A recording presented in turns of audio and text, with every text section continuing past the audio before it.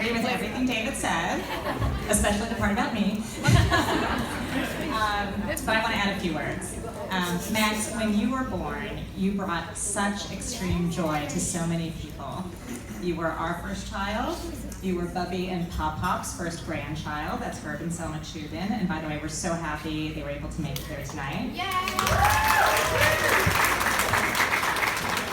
And you were also the first great-grandchild for the late Minnie and Manuel Paris, my Bubba and Pop Pop. And so we named you for them.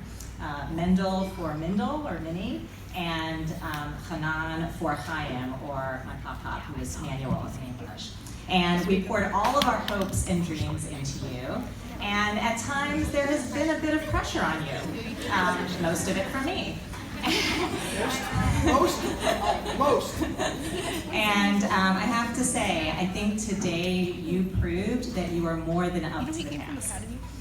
And you know, and most people here know that I feel tremendous joy when I lead religious services and sing the Jewish prayers. But today, when I was up on that bima with you, listening to you chant your Torah and Haftorah and give your speech, I felt a new level of joy on the bima, unsurpassed. And I love the fact that you did it in your own unique way. By, for example, comparing the Torah portion to ice hockey. And it's not just today, it's since day one that you have been bringing joy in your own unique way to so many of us.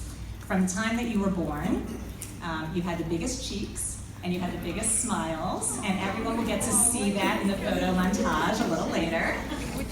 And for many years now, also your humor and your commentary on things big and small have caught the attention of those around you. And yes, I'm going to continue to embarrass you.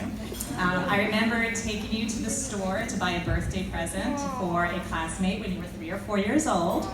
And not only did you look at many of the items on the shelf, but you had commentary on each one. And at some point, a grown-up came into our aisle from another aisle and said, I was in the next aisle and I overheard you and I was expecting a much older child.